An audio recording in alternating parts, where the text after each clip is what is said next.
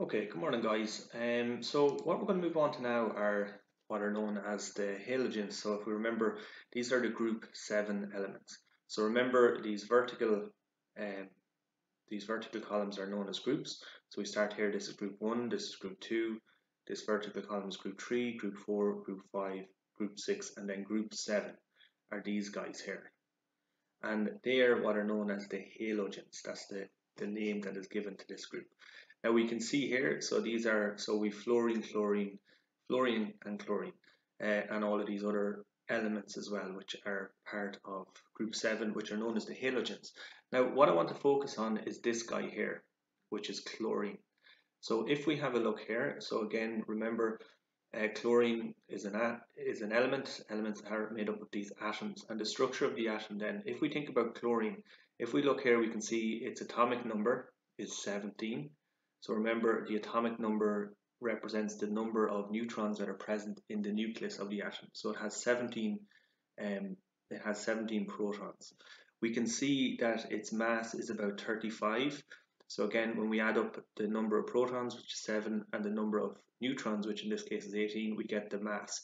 So the mass of an atom comes from the subatomic particles, the protons and the neutrons, which are present in the nucleus. And then we're looking at this Bohr structure, and it just shows us the electronic configuration. So remember, the first shell can contain 2 electrons. We can see here that it has 2 electrons, it's full. The second shell can contain up to 8 electrons. We can see that it's full. And then the third shell can contain up to 8 electrons as well. In the case of chlorine, it has 7 electrons in this outer shell. So it's just 1 electron away from having a full outer shell. So chlorine really wants to either share an electron with another atom, or it wants to take an electron off another atom as well. And sometimes chlorine can do both, and it does do both as well.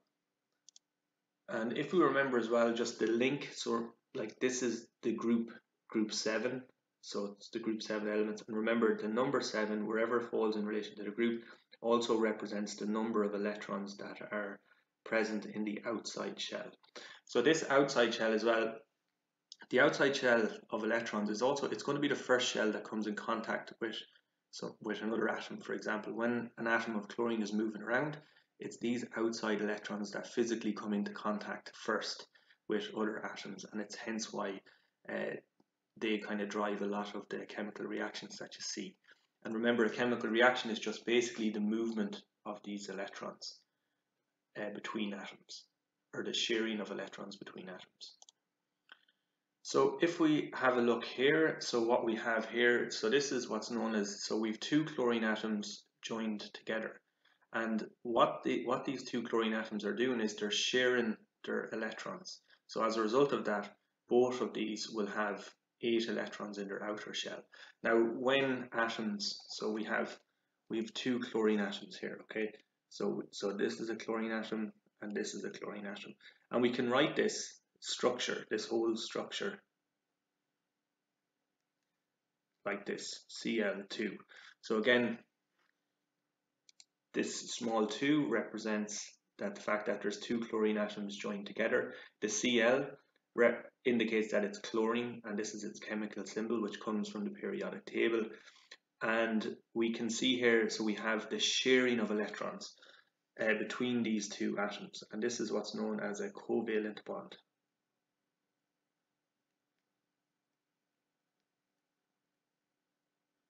Okay, so they share, so they're sharing electrons. And as a result of that, you get these 2 atoms of chlorine, they bond together. And this is a gas. So this chlorine, it's a kind of a greenish gas. It's a gas. So basically you have these molecules of chlorine and they move around. And it's if you're to see a cloud of chlorine, it's a greenish gas. So it is. Now it's highly toxic, it's highly dangerous as well, chlorine gas. And we'll talk a little bit about that in a second. Now, if we think about this, so in relation to the reactions, how do halogens react? Basically what they want to do is normally what they do is they'll take an electron from another atom. Now, if we think about sodium, and we can write the chemical symbol Na, sodium. Now what we can do is we can use what's called, we can draw it like this, sodium, and then we can do a dot here like this. Now what that means is that dot represents the outside shell of sodium. Now if we think about, and the dot represents an electron. So if we think about sodium, for example, so sodium is a group 1 element. We know that sodium has 1 electron in its outermost shell. Now if we can represent chlorine in a very similar way as well. So we can write chlorine, and chlorine has 7 electrons in the outer shell. So we can write it like this. So 1, 2, 3, 4,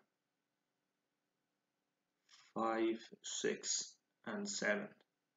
So again, all we're doing here is like we're representing chlorine as the atom, and then these dots that are written around it represent the outer shell of electrons. So we have 1, 2, 3, 4, 5, 6, 7. The same, see, 1, 2, 3, 4, 5, 6, 7.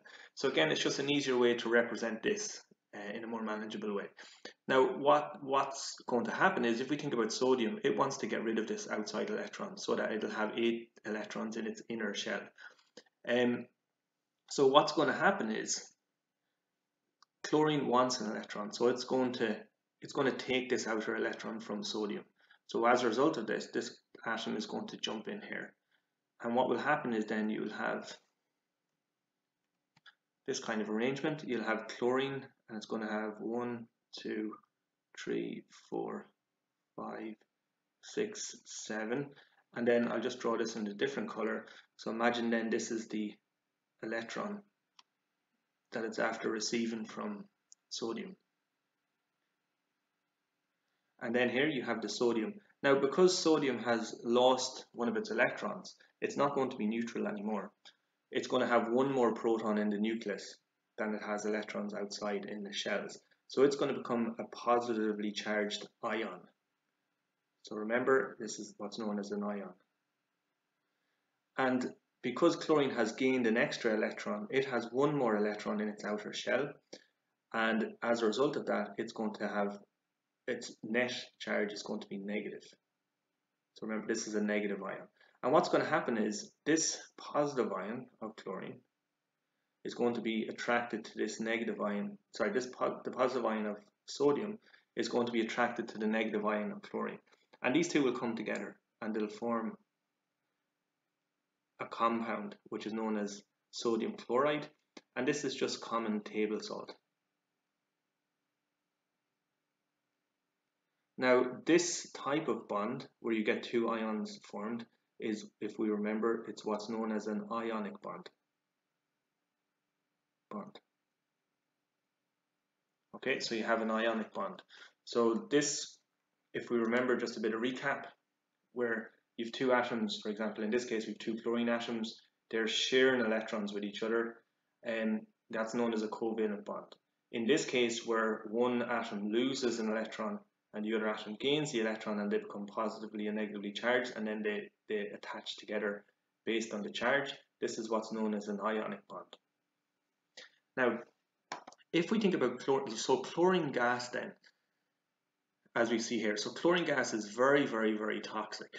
And this was well known, and it was actually used in chemical warfare during World War I, and to devastating effects as well. The Germans used chlorine gas during World War I, as we talk about now.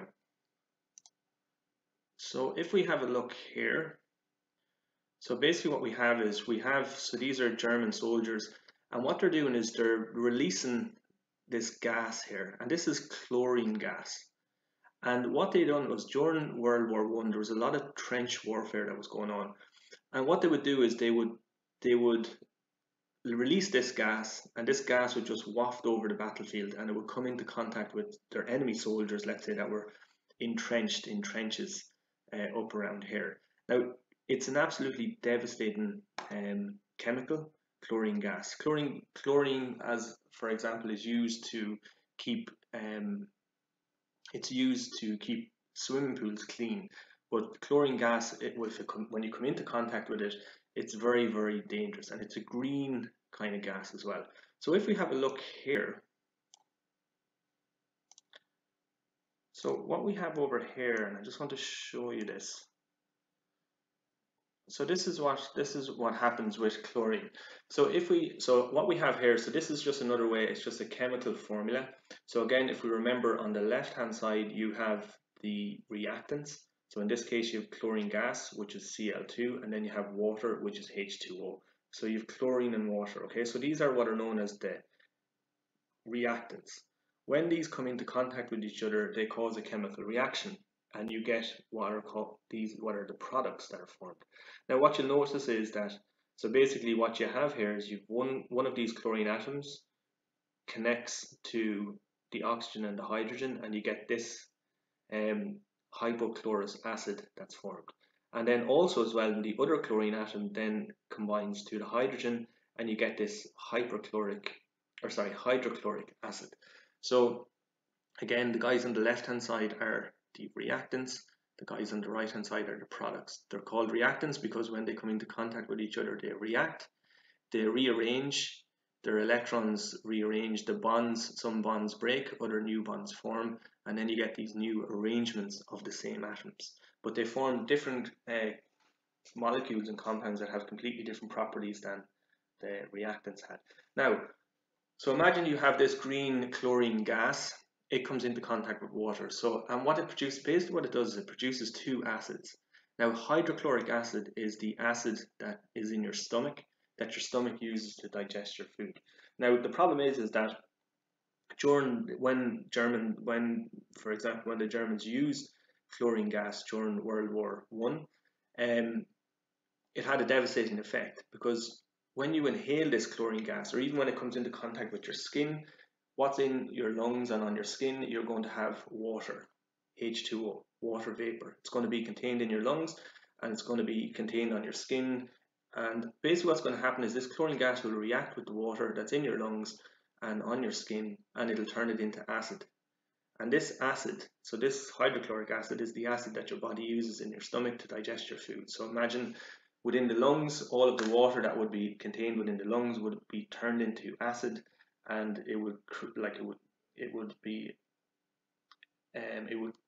basically melt the inside of the body. And particularly with the lungs as well, the lungs are used to breathe, and as a result of this, you're going to have horrific suffering on the part of the poor unfortunate soldiers who would have come into contact with this chlorine gas. And again, it's one of the reasons why chemical warfare is just absolutely not acceptable. It creates awful suffering as well. So you can imagine all of the water on your skin and in your lungs immediately is turned into an acid, and that acid will start to burn and corrode and eat away with everything that it comes into contact with. And that's what happened. That's what happened during World War I. Chlorine gas was used as a chemical weapon in order to try and help the German soldiers to progress and win their battle, let's say. And in the particular case in this city, we look at a short clip. They were fighting against the Canadians, and chlorine gas was used. It was released. So I'm just going to show you this short clip, and then I will recap, and then we'll finish it there. Okay, so just have a listen to this. And so this is where chlorine gas was used during World War I by the Germans. Every Remembrance Day.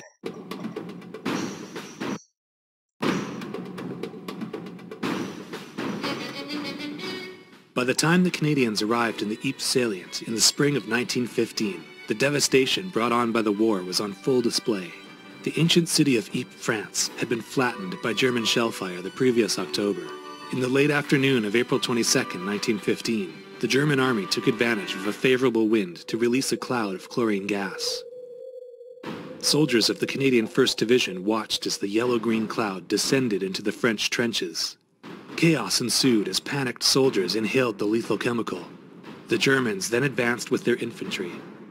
The Canadians rushed to create a new defensive line to stop the German assault. Throughout the night, they clashed with German troops who had moved with ease through the lines vacated by the French troops. Nowhere was this more dramatic than at Kitchener's Wood, where the 16th and 10th Battalions made a full bayonet charge across more than 200 meters of open territory. The German fire killed or wounded nearly 2/3 of the 1,800 attacking troops, but the Canadians succeeded in reaching the wood and blunting the German advance for a brief period. On the morning of April 24th, the Germans released a second wave of gas, this time directly against the Canadian lines. The Canadians improvised, breathing through urine-soaked cloth for limited protection against the gas. Eventually, the Canadians were forced back. They suffered more than 6,000 casualties. It was a horrible introduction to war on the front, but the Canadians had proven they could hold their own in the face of a devastating attack. The week after the gas attack, Lieutenant Colonel John McCrae quietly wrote the poem In Flanders Fields. Today, this poem is read across Canada on every Remembrance Day.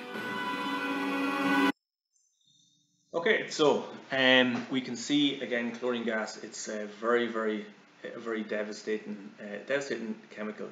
But again, it's one of the, if we think about what it is one of the elements on the periodic table, and it's the group 7 elements, which are known as the halogens. And the group 7 elements have 7 electrons in their outer shell. They want to gain 1 electron, and they want to fill their outer shell. So again, also we kind of introduced you and talked a little bit more as well about chemical formulas. So on the left you have the reactants, on the right you have the products being formed.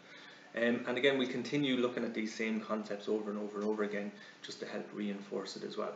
So guys, thank you for listening, and what I would invite you to do, so this is the poem that was mentioned just at the end of the short clip there.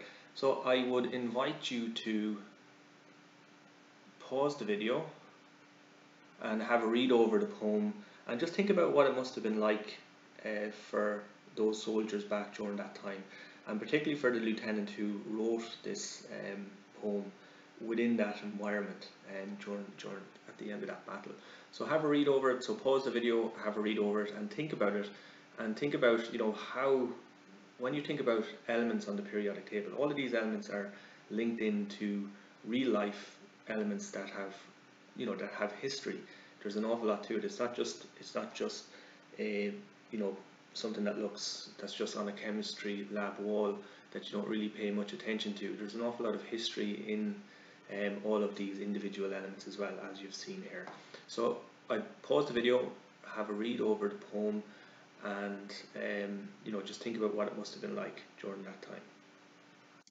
And thank you for listening as well. So pause the video and have a read over the poem and think about it and reflect on what it must have been like during that time.